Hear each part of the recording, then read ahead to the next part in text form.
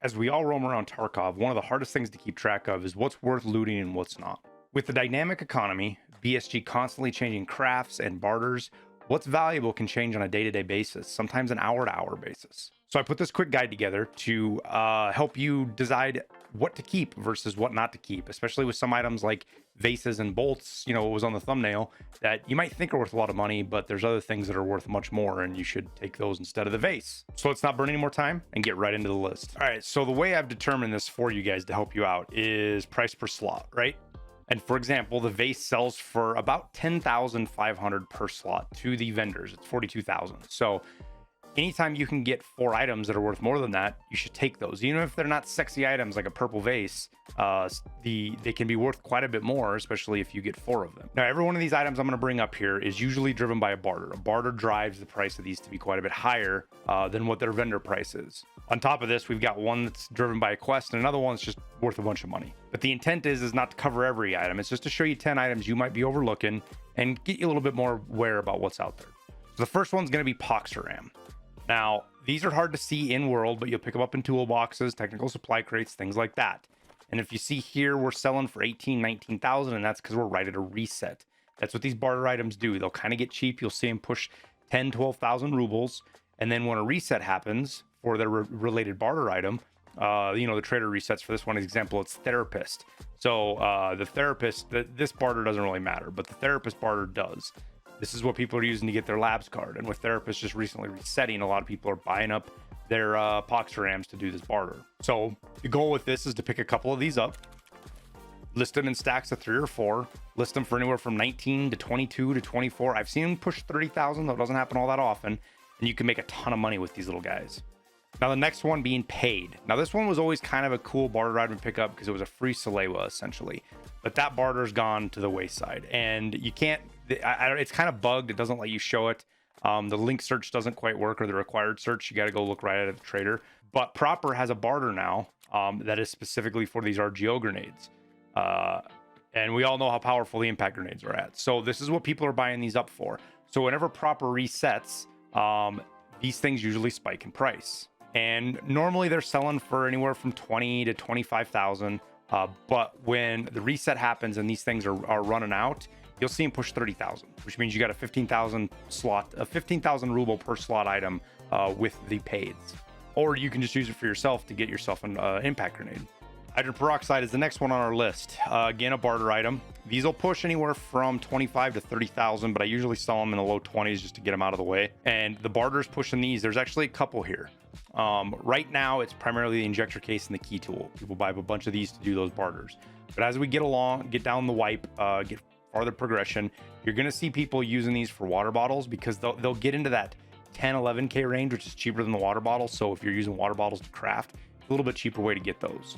And then lastly, you've got these stim barters, but then they're also used in a couple of crafts in the med station. Now, the AA battery is one that's both craft and barter, and the primary push of the price was the craft. When they introduced the gas analyzer craft, you needed 4 of these things to craft a gas analyzer, and we'll go look at the hideout here real quick, and I'll show you that. It's the gas analyzer craft right here. It requires 4 of them, so people were snatching these up left and right. People weren't usually looting them, so there wasn't much supply demand, boom, they're expensive.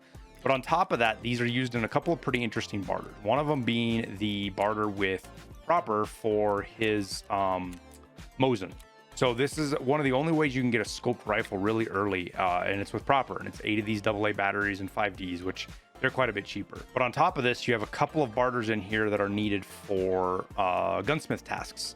This ring mount for the MP5 is needed for the gunsmith task, and so is this 870 polymer stock. Now, they don't use up a lot of A batteries, but it just means there's a lot of uses for these, which keeps the price kind of high. And you'll see them come down into the 9 and 10K range, but you'll also see them push 16, 17, 18,000. So definitely keep these when you find them in raid, and try not to sell yourself short and list them for 10 or 12,000. They'll sell pretty quickly for 15, 16. Now, ES lamps, these are always one of my favorite barter items. They can push 20, 25,000, and it's because they have a couple of really good barters as well. Like, we're sounding like a broken record here talking about this, but the big one is the tri-zip. 4 of these gets you a tri-zip with the new restrictions. This is one of the better bags you can get, and you can get it at Ragman Loyalty level 2, which makes it a little bit easier. On top of that, it's used for grenade barters. And with a limited stock of grenades, it's a source of you getting grenades, especially if you don't have the flea market unlocked yet. Moving right along, the mask. This is a new barter. This is brand new with 1212, and it caught me off guard. I was wondering why these were selling for a bunch, but it's primarily because of the tech barter. Now you need a bunch of these. You need 6 of these masks for this barter, which makes this price kind of fluctuate quite a bit, because what'll happen is people will list them, and you're seeing it right now. You'll see them list them 10, 9, 8,000 rubles, and then somebody comes in and buys 6 of them, and then somebody else comes and buys 6, and then you'll see these things push 20, 25,000 rubles, and you end up with these really volatile price swings. Just keep that in mind. Even if you're seeing 9 or 10,000 here, those usually sell up pretty quick, and you'll end up back in the 15 to 20K range. Now, herring and squash, these are both primarily used in the Holodink barter. So that's the barter here with Jaeger. That's the food, the cooler, and along with charcoal and hot rods, but most people are keeping those. These 2 items were worth quite a bit of money. Now, there is a craft around the squash, and there's other barters and stuff, but that's the primary driver right now is the big buys of those pushes these prices up quite a bit. I mean, we're seeing herring push 20, 30,000 at times, and same thing with squash. Because people actually need to buy this for their Urska lunchbox craft to get their first couple of Jaeger tasks done. Now, rounding out this list, we've got the Klesh 2U flashlight and this Dorms 110 key. Now, the Klesh 2U flashlight is used in Gunsmith Part 12. It's also not available till Mechanic Loyalty Level 3. So that pushes the price up quite a bit for buying this for people that are using those. And people usually don't pick them up. They don't realize that they're worth a bunch of money. So you end up with this huge supply shortage. And in the next couple of weeks, as people really start pushing through their gunsmith tasks, you're going to see this get expensive. I've seen these things push 60, 70,000 on certain days when a lot of people are working through their tasks. And as you can see, there's only 10 or so of these for sale outside of the trader. And if you don't have Mechanic Loyalty Level 3, all it takes is 10 people and the market's wiped out. And now the price is getting reset to 70 or 80,000 rubles. So make sure you're keeping those when you find them on scavs or scab bosses and different guns, or just seeing them in crates. Now, the last one is a Dorms 110 key. And I bring this up specifically not because it sells on the flea market for particularly a lot, but a lot of people don't realize that they get keys and they think, oh, this is only worth 5,000 or 6,000. The Dorms 110 key is kind of special. It's worth over 20,000 to Therapist. So I can go here and sell it to her for 22,680 because it's brand new. If it gets any uses, obviously it gets a little bit less.